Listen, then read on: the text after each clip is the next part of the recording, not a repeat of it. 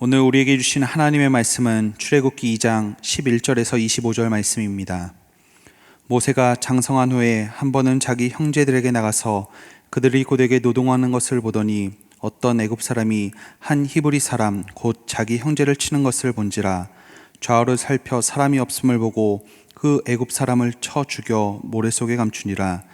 이튿날 다시 나가니 두 히브리 사람이 서로 싸우는지라. 그 잘못한 사람에게 이르되 내가 어찌하여 동포를 치느냐 하매 그가 이르되 누가 너를 우리를 다스리는 자와 재판관으로 삼았느냐.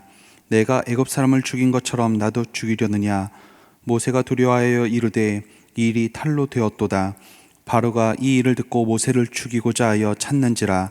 모세가 바로의 낯을 피하여 미디안 땅에 머물며 하루는 우물 곁에 앉았더라.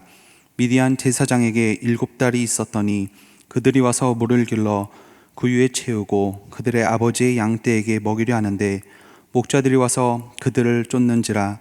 모세가 일어나 그들을 도와 그 양떼에게 먹이니라. 그들이 그들의 아버지 르우엘에게 이를 때에 아버지가 이르되 너희가 오늘 어찌하여 이같이 속히 돌아오느냐. 그들이 이르되 한 애굽 사람이 우리를 목자들의 손에서 건져내고 우리를 위하여 물을 길어 양떼에게 먹였나이다. 아버지가 딸들에게 이르되 그 사람이 어디에 있느냐. 너희가 어찌하여 그 사람을 버려두고 왔느냐. 그를 청하여 음식을 대접하라 하였더라.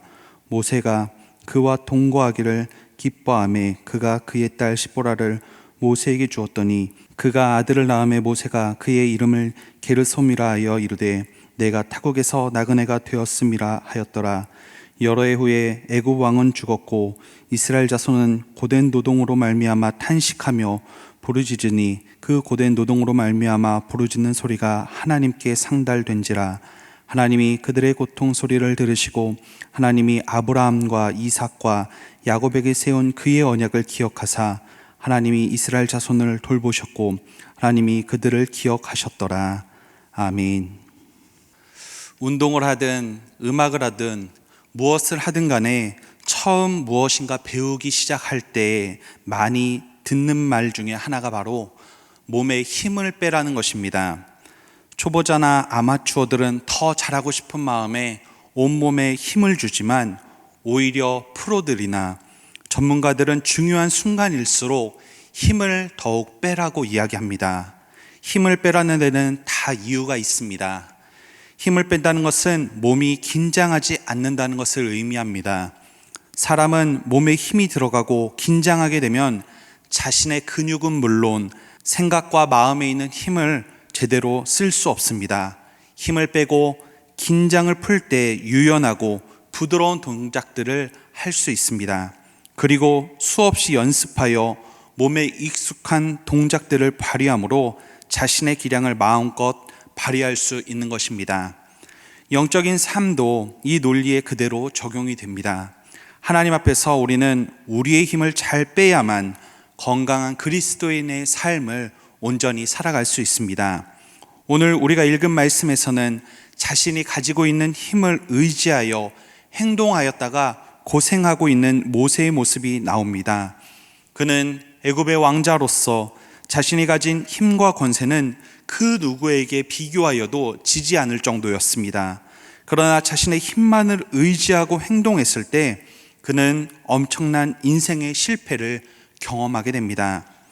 먼저 말씀을 보면 히브리 사람인 모세는 자신의 동족이 억울하게 고통받고 착취당하는 모습을 보게 됩니다. 그리고 그 모습을 보며 자신의 일처럼 울분을 갖게 됩니다. 그래서 히브리 사람을 괴롭히는 애굽 사람을 쳐 죽이고 땅에 몰래 묻어버립니다. 그의 이러한 행동을 볼 때에는 마음으로 동족을 사랑하고 동족의 아픔을 공감하며 그를 위해서 자신의 힘을 사용할 수 있는 사람임을 엿볼 수 있습니다. 그런데 이런 모세는 아무도 모를 것이라 생각하였던 일이 탄로나게 되었습니다. 누구도 모르게 감추어질 것이라 생각했던 자신의 치부가 드러나게 되자 그는 비난받게 되고 그의 마음에는 두려움이 생겼습니다. 그리고 바로가 이 일을 듣고 자신을 죽이고자 하는 그 이야기가 들렸을 때 그는 애굽의 왕자라는 신분과 자신이 가진 모든 힘을 버리고 도망가게 된 것입니다. 모세는 이 사건을 통하여서 비로소 자신의 열정, 힘, 자신의 것이 아무것도 아니라는 것을 깨닫게 되었습니다. 이것은 하나님께서 모세에게 실패를 경험하게 하심으로 그가 앞으로 어떻게 살아가야 하는지 깨닫게 하시기 위한 계획이었습니다. 모세는 아무리 동족을 위해 긍휼한 마음을 갖고 선한 행동을 하며 위대한 비전을 품었을지라도 그것을 이룰 수 있는 힘이 자신에게 있지 않음을 알아야 했습니다. 하나님께서는 종종 당신의 백성에게 모세와 같은 실패를 경험하게 하십니다. 실패를 맛본 사람이 자신의 한계를 깨닫고 무엇을 의지해야 할지, 또한 자신이 어떠한 힘을 가지고 살아가야 될지 깨닫게 하시는 것입니다. 그래서 먼저 자신의 힘을 완전히 빼도록 하신 것입니다. 영적인 사람은 자신의 힘을 빼는데 힘써야 합니다. 자신의 힘을 완전히 빼야만 하나님께 쓰임받을 수 있기 때문입니다. 내 힘을 의지하는 사람은 하나님께 온전히 쓰임을 받을 수 없습니다. 그러므로 인생의 모든 상황과 환경 속에서 내 스스로 힘을 내며 해결하기보다 주님 앞에 나와 힘을 빼는 연습을 계속해야 합니다. 사도 바울은 갈라디아서 2장 20절에서 내가 그리스도와 함께 십자가에 못 박혔나니 라고 고백하며 자신을 부정하였습니다. 그리고 자신이 완전히 힘을 빼고 이제는 그리스도로 말미암아 자신이 살아간다 이야기하고 있습니다.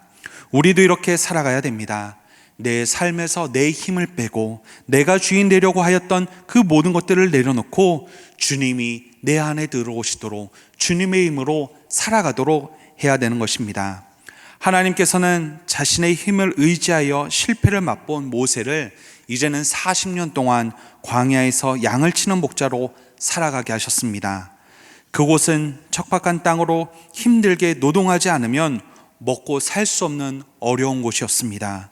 그리고 그것은 수많은 위험이 도사리는 곳이어서 자신의 힘과 능력만으로는 살 수 없으며 하나님께서 주시는 은혜, 하나님께서 주시는 평안만을 누려야 되는 곳이었습니다. 모세는 그곳에서 철저하게 훈련을 받게 되었습니다. 자신이 그동안 가진 힘을 빼고 자신의 분노, 자신의 마음을 절제하며 하나님 앞에 철저히 비우는 삶을 살아간 것입니다. 모세가 만약 애굽에 있는 모습 그대로였다면, 그 모습 그대로 하나님께 쓰임 받았더라면 하나님의 백성을 인도할 때 우리가 아는 모세의 모습은 볼 수 없었을지도 모릅니다. 사람들이 광야에서 불만을 표출하고 갈등이 지속되면 이전과 같이 모세는 더욱 분노하며 자신의 힘으로 그것들을 정리하려 하였을 것입니다. 하지만 하나님께서는 광야의 시간을 통하여 그를 연단시키셨고 그를 다듬으셨습니다.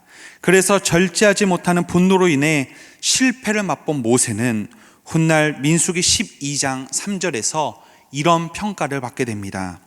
이 사람 모세는 온유함이 지면의 모든 사람보다 더하더라. 하나님은 광야의 시간을 통해 모세의 힘을 빼시고 그를 다듬으셨습니다. 그래서 이제는 진정으로 다른 사람을 품을 수 있는 지도자로 그를 변화시키셨습니다. 우리 인생의 시간에 광야와 같은 그 고난이 때로는 우리 앞에 놓여 있어 어려울지라도 우리를 다듬으시는 하나님의 시간이요 또한 하나님의 계획일 수 있다는 사실을 우리는 늘 기억해야 되는 것입니다. 하나님은 자신의 백성을 실패와 고난이라는 시련의 훈련장을 통하여서 우리를 연단시키십니다. 우리의 모난 성품이 다듬어져야만 하나님께서 우리를 온전히 사용하실 수 있기 때문입니다. 우리는 1년이 넘도록 지속되는 코로나 이 기간들을 통하여서 수많은 어려움의 시간들을 보내고 있습니다.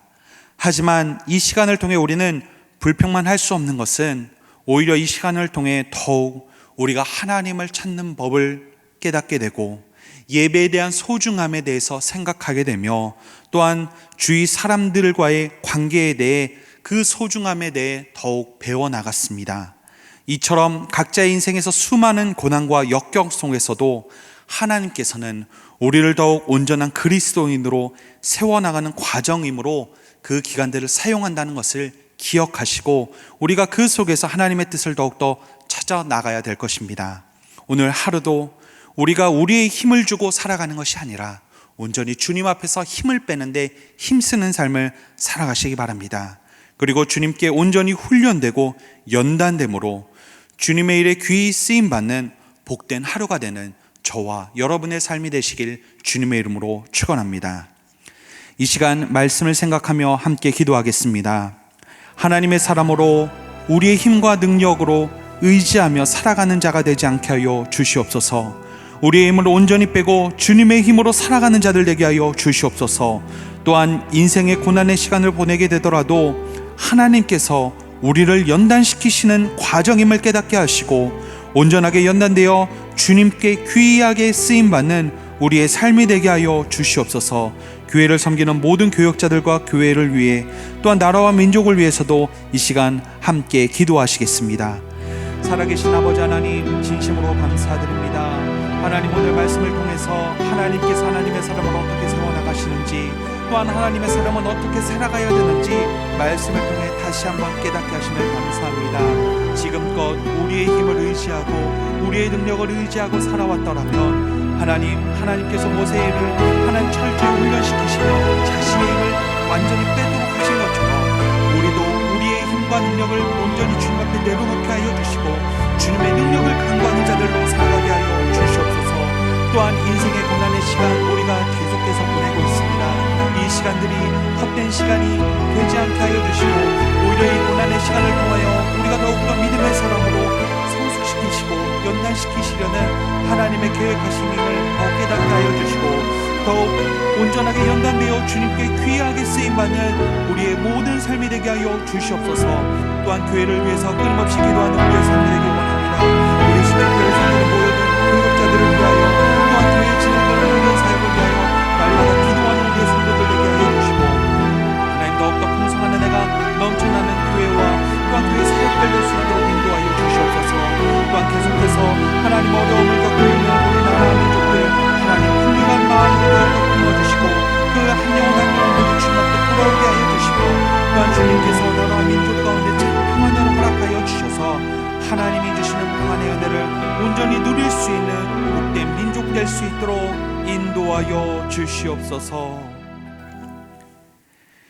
이제는 우리 주 예수 그리스도의 은혜와 아버지 하나님의 크신 사랑하심과 성령님의 교통하심이 날마다 내 자신은 비워내고 온통 주님으로 채우는 훈련을 통하여 온전한 그리스도인으로 살아가길 소망하는 모든 영혼들 위해 영원토록 함께 하시길 간절히 축원하옵나이다. 아멘.